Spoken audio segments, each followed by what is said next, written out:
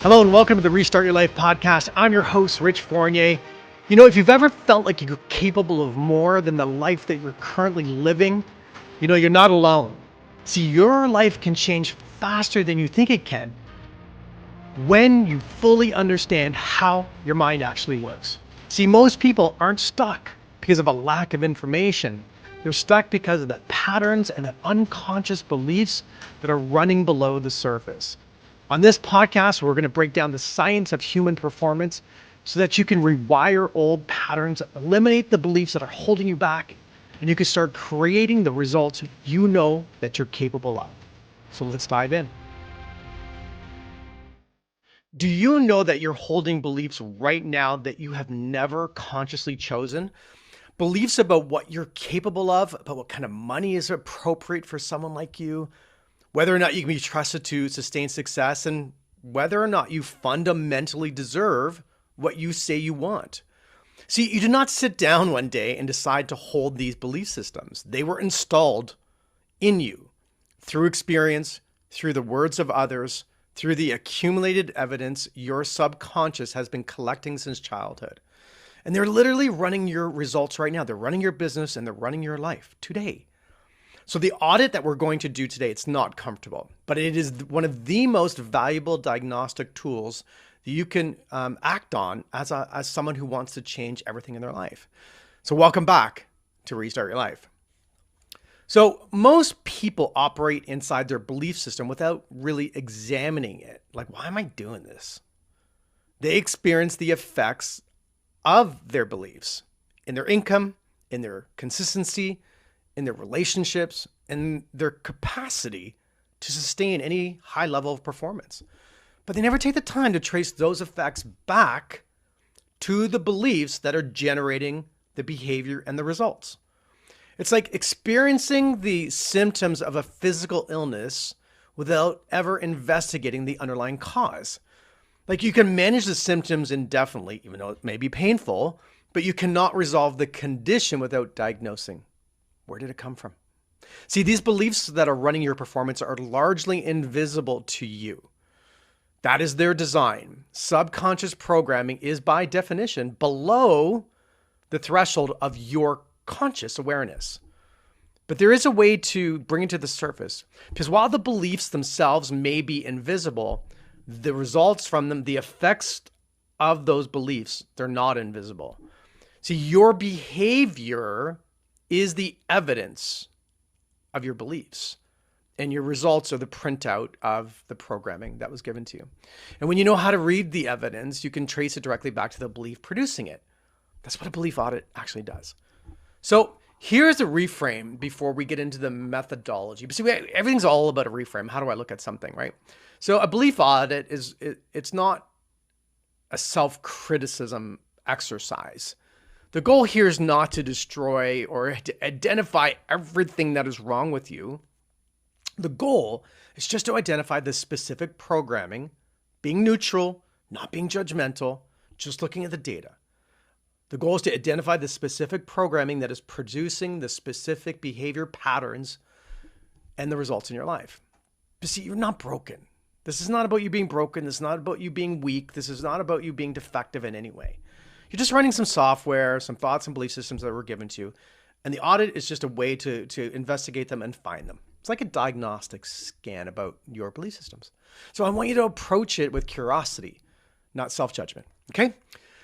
Because what we find in the audit is not a verdict on your character. It's information about your current programming. And information is the starting point for all change. So here's the belief audit framework. You can call it whatever you want. It's just some good words to describe it. And we use a version of this at the beginning of every client engagement inside the path of transformation. So here are some stages that we go through. And 3 of them are this. So we need to figure out, stage 1 is behavioral evidence collection. Like, we have to collect some of the evidence of your behavior. And how do we do that? So before you try to identify any beliefs, we have to find the evidence of those beliefs. So take each key domain, and I want you to do this today. Take each key domain of your business and your personal life in performance. Whether it's income, whether it's sales activity in your business, whether it's consistency, whether it's relationships that you have that you're currently experiencing today, whether it's health, key domains in your life that are important to you. And for each one of those domains, I want you to write down honestly the consistent behavioral patterns that you see. Not what you do occasionally, but what you do consistently, automatically, repeatedly. Here's some examples. Where do you consistently over-deliver and undercharge in your business? Like, where do you consistently avoid making high-stakes move or decisions in your business? What do you constantly put off in your life, even when it's clearly important for you or your family? Where do you consistently perform below your conscious capability levels?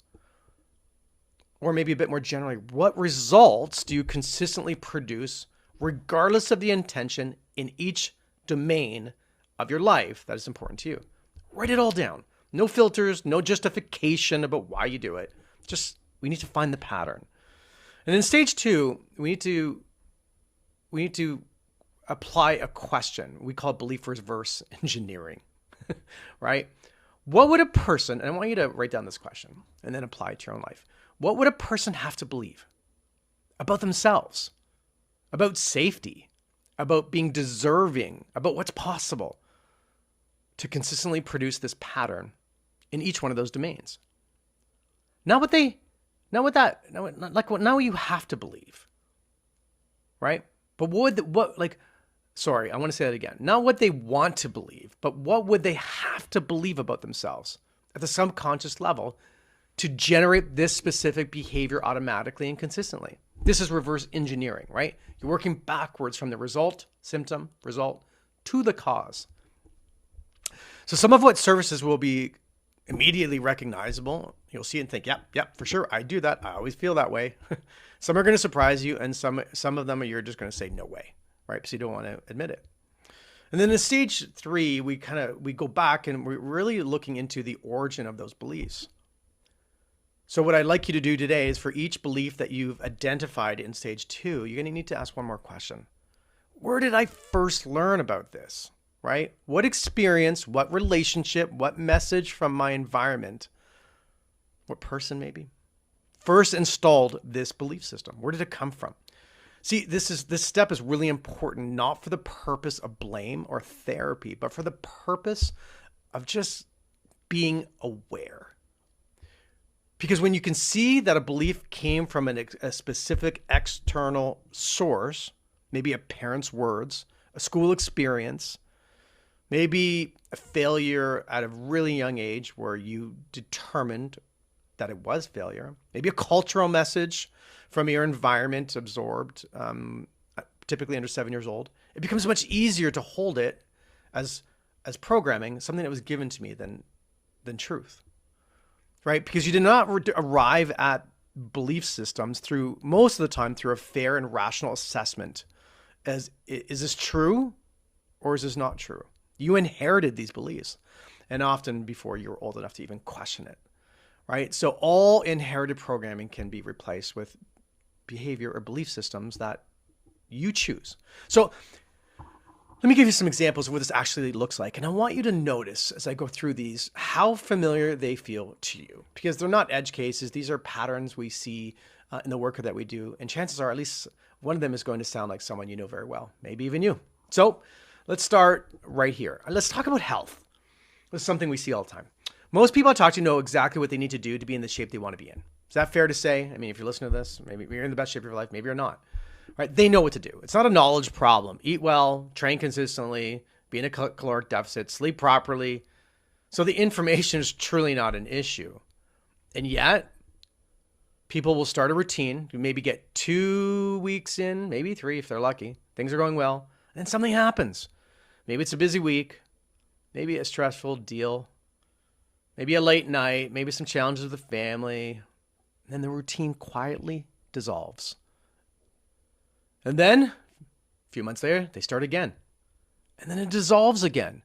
I mean, from the outside, this looks like a discipline problem, maybe even a willpower problem, right? But here is what is actually running underneath this thing. There is a belief sitting below the surface that says something like, this is just how I am. I'm someone who starts things but struggles to maintain them.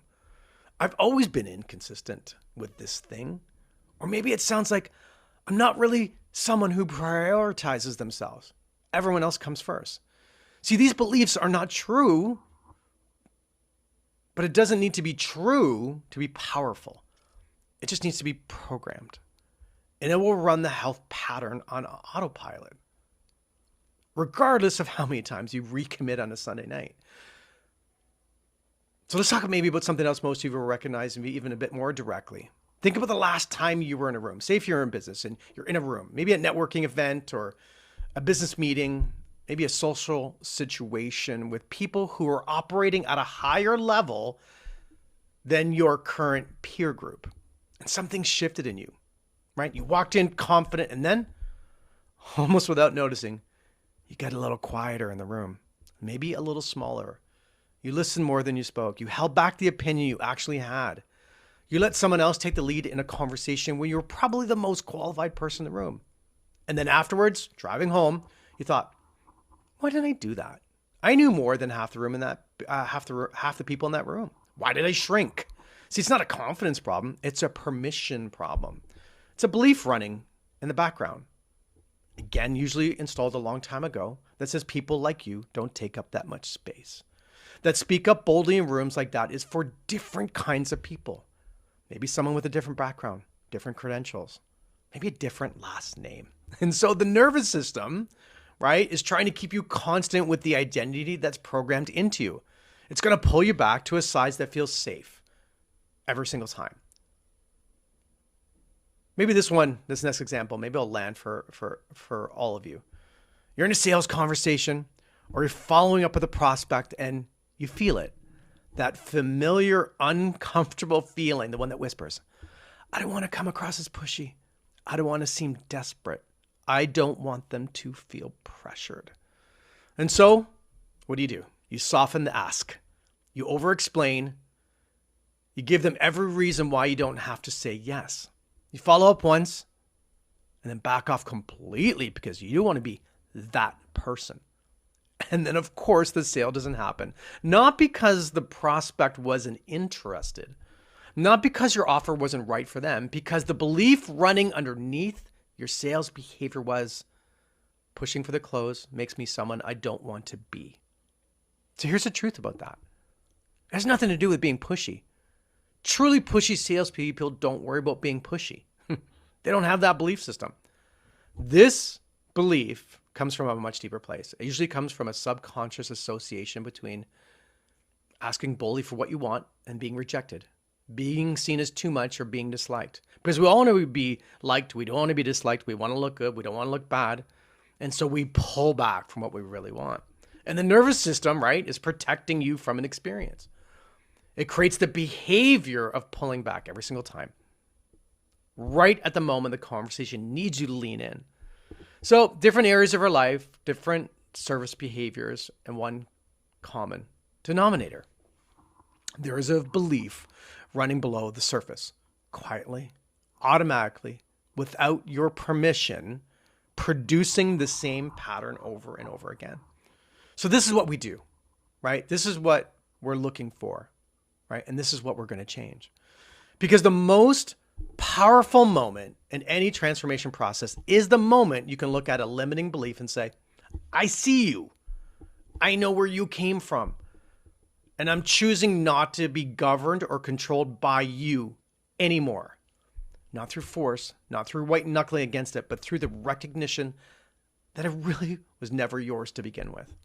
See, the belief that you cannot be trusted to sustain success, this is not an accurate assessment of your capability. The belief that money is at a high level is not for someone like you. That's not true. See, you get to choose what you build from here in your life, but you have to make a conscious decision today, right? Not by ignoring the old programming, but you have to identify it, understand it, and then systematically replace it with beliefs that you choose, not what was given to you. So your assignment from this episode today is to go through these questions, the stage 1, stage 2 of that belief audit on one area of your life. Maybe you want to do it all. Maybe you're an overachiever today, right? Pick the area where the pattern is most persistent and most costly. Look at the behavioral evidence and then reverse engineer that belief and see what surfaces for you. Remember, curiosity, not judgment. But if you want to do like a full belief and you audit and you really want to get into this thing across all areas of your life with a structured methodology and someone who can help you see what your own blind spots prevent you from seeing, this is exactly what we do inside the path to transformation. The audit's a foundation. Everything built from there is built on real, specific, accurate information. So book a discovery call at restartyourlife.com. In the meantime, do the work. Review this podcast, maybe listen to it a few times, get into the work and do the work that we're suggesting. And then we'll see you next week in episode 8.